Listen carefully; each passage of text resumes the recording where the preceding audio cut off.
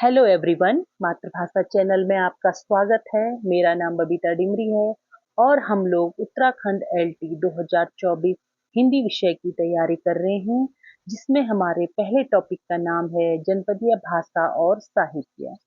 इस टॉपिक पर हम 5 वीडियो पहले ही कवर कर चुके हैं और आज हम इस पे अपना 6वां वीडियो स्टार्ट कर रहे हैं, जिसमें हमारे टॉपिक का नाम है गढ़वाली भाषा एवं उसका साहित्य। तो आइए चर्चा शुरू करते हैं। यह टॉपिक परीक्षा की दृष्टि से आप लोगों के लिए बहुत ही महत्वपूर्ण है, तो आप इस पर ध्यानपूर्वक सुनेंगे। आइए शुरू करते हैं। हमारा टॉपिक है गढ़वाली भाषा एवं उसका साहित्य। गढ़वाली शब्द का अर्थ। इस भाषा का प्रधान केंद्र जो है वो गढ़वाल है, इसलिए इसको गढ़वाली नाम दिया जाता है। जो हमारी गढ़वाली भाषा है उसका सबसे प्रधान केंद्र कहाँ है? गढ़वाल है, इसीलिए इसको गढ़वाली नाम दिया जाता है।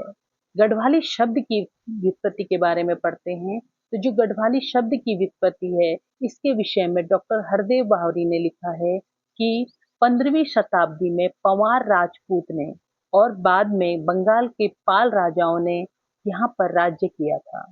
ये किसने बोला हुआ है? ये बोला हुआ है डॉक्टर हरदेव बाहरी ने बोला हुआ है कि जो हमारे 15वीं शताब्दी में पंवार राजपूत ने और बाद में बंगाल के जो पाल राजाओं ने यहाँ पर राज्य किया था। ठाकुरों की 52 गढ़ियों के विभक्त हो जाने के कारण इसका नाम गढ़वाल या बावनी पड़ा। और एक मत यह भी कहता है कि गढ़वाल का नाम गढ़वाल इसलिए पड़ा क्योंकि ये 52 गढ़ियों में विभक्त था, इसीलिए इसका नाम 52 गढ़ होने के कारण इसका नाम गढ़वाल पड़ा। आजकल इस क्षेत्र को पुनः इसके पुराने नाम उत्तराखंड से पुकारा जाने लगा है। आपको पता है कि प्रारंभ में इसका नाम उत्तरांचल पड़ा था, लेकिन अब हम इसी के जो पुरातन नाम है उसी के नाम से जानते हैं, उत्तराखंड नाम से। डॉक्टर ब्रह्मदेव शर्मा के अनुसार गढ़ शब्द के साथ संबंधवाचक वाल या वाला प्रत्यय जोड़ने पर गढ़वाल शब्द निर्मित हुआ है। देखिए, किसी भी शब्द की जब उत्पत्ति की बात करते हैं तो उसमें बहुत सारा मतभेद रहता है और हर विद्वान ने अपने मत के अनुसार बताया रहता है कि इसका नाम ये क्यों पड़ा। तो इसी तरीके से इसमें हम देख रहे हैं कि अलग अलग जो विद्वान हैं उन्होंने अपने हिसाब से बताया है कि इसका नाम गढ़वाल क्यों पड़ा। तो इसमें हम डॉक्टर ब्रह्मदेव शर्मा के अनुसार पढ़ रहे हैं कि उन्होंने गढ़ शब्द के साथ जो उन्होंने देखा कि संबंधवाचक वाल या वाला प्रत्यय जोड़ने से इसका नाम गढ़वाल पड़ा है। गढ़वाल में 100 से अधिक गढ़ों की गणना की गई है। गढ़वाल में कितने? वैसे 52 गढ़ तो बहुत फेमस है कि सभी जानते हैं 52 गढ़ थे, लेकिन कई विद्वान मानते हैं कि इसमें 100 से अधिक गढ़ों पर गणना की गई है, जिनके भग्नावशेष आज भी यत्र तत्र बिखरे दिखाई देते हैं। जिसके मतलब जो अवशेष थे वो आज भी यहाँ गढ़वाल में बिखरे पड़े हैं। गढ़वाली शब्द गढ़वाल के निवासियों तथा उनके द्वारा बोले जाने वाली भाषा दोनों के लिए प्रयुक्त होता है। हम देखो, जो गढ़वाल में रहने वाले लोग हैं उनको हम बोलते हैं गढ़वाली लोग हैं, या हम अपने लिए बोलते हैं कि हम गढ़वाली हैं। तो ये जो गढ़वाल शब्द है जो ये गढ़वाल के लिए भी और वहाँ के निवासियों के लिए भी प्रयोग किया, यानी भाषा और बोली और वहाँ के निवासियों तीनों के लिए गढ़वाल और गढ़वाली शब्द का प्रयोग किया जाता है। चलिए आगे देखते हैं। गढ़वाली शब्द का उद्भव। गढ़वाली भाषा का उद्भव कब हुआ, इस विषय में बहुत ही विवाद है। फिर भी विद्वानों का अनुमान है कि 8वीं 9वीं सदी के आसपास यह भाषा अस्तित्व में आ गई थी। गढ़वाली भाषा में पद्य रचना बाद में प्रारंभ हुई और गद्य रचना पहले आरंभ हुई। देखिए, यहाँ पे कुछ टाइपिंग मिस्टेक हो रखी है, तो जो मैं बोल रही हूँ आप उसे सुनिए। जैसे प्रारंभ यहाँ पे गलत छपा हुआ है। गढ़वाली भाषा में जो पद्य रचना बाद में प्रारंभ हुई और गद्य रचना पहले हुई, जबकि हमारे हिंदी साहित्य में क्या हुआ था? हमारे हिंदी साहित्य में पहले पद्य रचना हुई थी और बाद में गद्य रचना हुई थी, लेकिन जो हमारा गढ़वाली साहित्य है इसमें पहले गद्य रचना आरंभ हुई और बाद में पद्य रचना। गढ़वाली भाषा में लिखित रूप सन 1875 के आसपास मिलता है। सन 1875 के आसपास ही इसमें लिखित रूप मिलता है, उससे पहले इसका कोई लिखित प्रमाण नहीं था, बस मौखिक रूप से ही हमने इसके साहित्य के बारे में सुना था।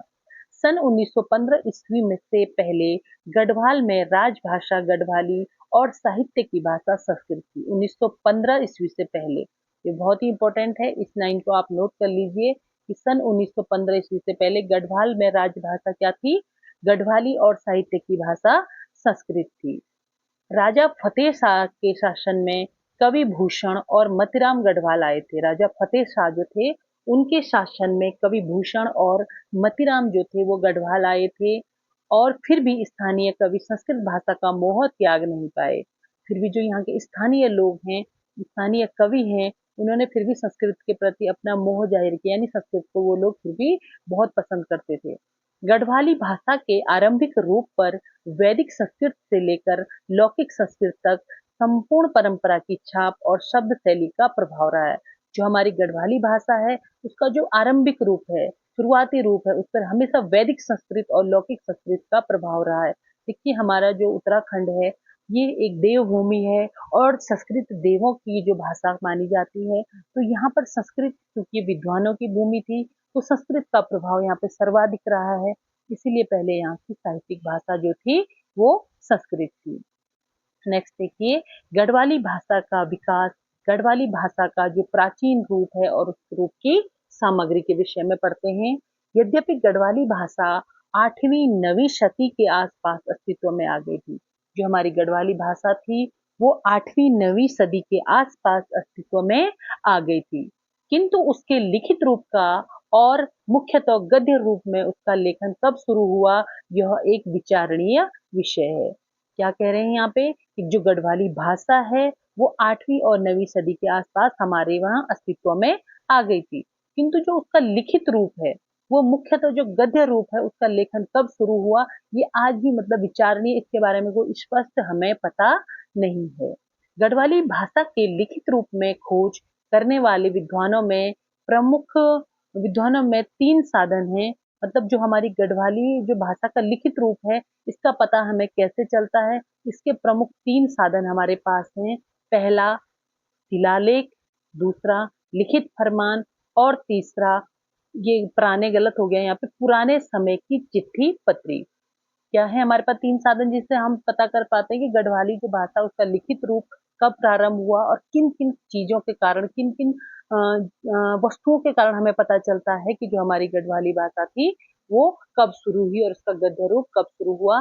शिलालेख, लिखित फरमान और पुराने समय की चिट्ठी पत्री। तो सबसे पहले चर्चा करते हैं शिला लेख पर। गढ़वाली भाषा के गद्य की जो लिखित रूप में झलक हमें जिस शिलालेख में सर्वप्रथम होती है वो है देवलगढ़ में महाराजा अजयपाल का शिलालेख। ये फिर एक बहुत इंपॉर्टेंट क्वेश्चन है, इसे आप नोट कर लीजिए कि जो गढ़वाली भाषा में गद्य का जो लिखित झलक हमें प्राप्त होती है वो हमें प्राप्त होती है कहाँ से? देवलगढ़ के महाराजा, एक मिनट कुछ गलत हो गया इसमें, देवलगढ़ के जो महाराजा हैं अजयपाल के शिलालेख में। इस पॉइंट को आप नोट कर लीजिए। आगे देखिए, जिसमें गढ़वाली का स्वरूप इस प्रकार से है।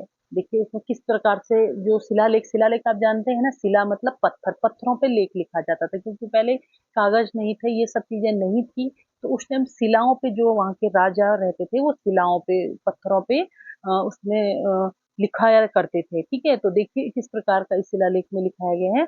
अजयपाल का जो ये शिलालेख है, वेरी इंपॉर्टेंट क्वेश्चन, आप इसे मैं दोबारा दोहरा रही हूँ कि गढ़वाली भाषा के गद्य में लिखित रूप की झलक हमें सबसे पहले जिस शिलालेख से प्राप्त होती है वो है देवलगढ़ में महाराजा अजयपाल का शिलालेख। इसमें देखिए, अजयपाल को धर्मपाथो भंडारी करो कुहू, मतलब इसमें जो उस टाइम की जो भाषा उसके माध्यम से इसमें शिलालेख में इस तरह का लिखा गया। दूसरा शिलालेख जो हमें प्राप्त होता है वो देवप्रयाग मंदिर में सन 1608 ईस्वी का है, जिसमें संस्कृत और गढ़वाली का सम्मिश्रण मिलता है, यानी संस्कृत और गढ़वाली का मिश्रित लिखा गया। कहाँ है दूसरा शिलालेख? देवप्रयाग मंदिर में सन 1608 ईस्वी में। ठीक है, तीसरा शिलालेख जो हमें मिलता है वो भक्तियां श्रीनगर में लक्ष्मी नारायण मंदिर में उत्कीर्ण है। मतलब जो लक्ष्मी नारायण मंदिर है कहाँ पे? श्रीनगर में, हमारे गढ़वाल श्रीनगर की बात होती है, वहां पे जो लक्ष्मी नारायण का जो मंदिर है उस मंदिर में आप क्या मिलता है? जो शिलालेख है वो मिलता है। ठीक है, इतना आपको समझ में आ गया होगा। यह शिलालेख सन 1612 ईस्वी में महाराज पृथ्वी शाह का रहा है, मतलब पृथ्वी शाह ने ये जो तीसरा शिलालेख है उनका रहा है। चौथा शिलालेख हमें महीपति शाह के समय सन 1625 ईस्वी में मिलता है। यह श्रीनगर के केशव राय मठ में उत्कीर्ण है। जो हमारा कौन सा चौथा शिलालेख है वो किसका है? महीपति शाह के समय में मिलता है 1625 ईस्वी में, जो श्रीनगर के केशव राय मठ में है। अब नेक्स्ट पे चलते हैं। जो लिखित फरमान आया था जिससे हमें गढ़वाली साहित्य का पता चलता है। लिखित मतलब आप जानते हैं कि जो लिखित रूप में हमें प्राप्त हुआ होगा। इससे पहले तो शिलालेख था। गढ़वाली भाषा के प्राचीन महत्व को समझने के लिए कुछ अभिलेख, दान पत्र, ताम्र पत्र और फरमान के द्वारा भी गढ़वाली भाषा पर कुछ प्रकाश पड़ता है। गढ़वाली भाषा में प्रथम अभिलेख महाराजा पृथ्वी सिंह शाह का सन 1664 ईस्वी के आसपास मिलता है। 1664 में पृथ्वी सिंह शाह का जो हमें क्या मिलता है? गढ़वाली भाषा में प्रथम अभिलेख मिलता है। ये भी बहुत इंपॉर्टेंट है, इसे भी नोट कर दीजिए कि गढ़वाली भाषा का प्रथम अभिलेख कहाँ मिलता है? पृथ्वीपति शाह का 1664 ईस्वी के आसपास मिलता है। ताम्र पत्र सन 1667 ईस्वी का महाराजा फतेह शाह के शासनकाल में मिलता है, जो उन्होंने वीर बालकनाथ को दिया था। चौथा अभिलेख एक फरमान है और महाराजा ललित शाह द्वारा 1781 ईस्वी के शासनकाल का है। तो ये सब चीजें आपको समझ में आ गई होंगी। एक बार रिपीट कर देती हूँ कि गढ़वाली भाषा के जो प्राचीन महत्व को समझने के लिए हमें कुछ अभिलेख और दान पत्र और ताम्र पत्र पर और फरमान मिले हैं। ठीक है, इसमें गढ़वाली भाषा का जो प्रथम अभिलेख है वो महाराजा पृथ्वी शाह का सन 1664 ईस्वी के आसपास मिलता है। उसके बाद ताम्र पत्र पर सन 1667 ईस्वी में महाराजा फतेह शाह के शासनकाल में मिलता है, जो उन्होंने वीर बालकनाथ को हैं उनको दिया था। चौथा अभिलेख एक फरमान है और महाराजा ललित शाह 1781 ईस्वी के शासनकाल का है। नेक्स्ट चलते हैं। पुराने समय की चिट्ठी पत्री सन 1839 में पंडित वासव नंद बहुगुणा के द्वारा लिखे गए एक पत्र की भाषा के अध्ययन से भी उक्त बात पूर्णतः स्पष्ट हो जाती है कि इस समय इस पत्र की जो भाषा थी श्रीनगरी और टिहरी के बीच बोले जाने वाली गढ़वाली है। मतलब 1839 ईस्वी में जो पंडित वासव नंद बहुगुणा के द्वारा लिखा गया एक पत्र था, उस पत्र की भाषा, उसकी भाषा जो है उस पत्र में, उससे ये स्पष्ट होता है कि उसकी पत्र की जो भाषा है वो श्रीनगर और टिहरी के बीच बोले जाने वाली गढ़वाली है। सन 1880 के आसपास एक तुक्कड़ हिंदी कवि सीस राम द्वारा लिखे पत्र में यह स्पष्ट हो जाता है कि उस समय जिस प्रकार उर्दू मिश्रित हिंदी या हिंदुस्तानी साहित्य की भाषा का रूप धारण कर रही थी, उसी प्रकार गढ़वाली भी साहित्य एवं व्यवहार के क्षेत्र में उसके प्रभाव से प्रभावित हो रही थी। 1880 में एक तुक्कड़ हिंदी कवि सीस राम, जिनका नाम है, उनके द्वारा लिखा गया एक पत्र है, जिससे क्या स्पष्ट होता है कि उस समय जिस प्रकार की उर्दू मिश्रित हिंदी, उर्दू मिश्रित यानी मिश्रण, जिसमें हिंदी और उर्दू का मिश्रित हिंदी जिसे हिंदुस्तानी कहा जाता है, साहित्य की भाषा का रूप धारण कर रही थी। मतलब अब साहित्य में हिंदी उर्दू मिश्रित भाषा का प्रयोग होने लग गया था। उसी प्रकार गढ़वाली भी साहित्य एवं व्यवहार के क्षेत्र में उसके प्रभाव से प्रभावित हो रही थी, क्योंकि जिस तरह हिंदुस्तानी चल रही थी पूरे भारत में, उस तरह गढ़वाल में भी उसका प्रभाव पड़ रहा था।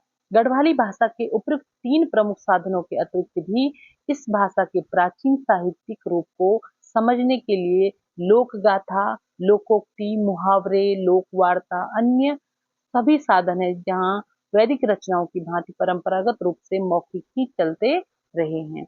ये चीजें, जो 3 चीजें हमने आपको बताई, इसके अतिरिक्त भी हमने कल भी इन पे चर्चा की थी, लोक गाथा, लोकगीत, लोकोक्ति, मुहावरे, लोक वार्ता, ये सारी चीजें भी हमें गढ़वाल के साहित्य से परिचित करवाती हैं। आइए आगे जानते हैं गढ़वाली भाषा का लिखित साहित्य।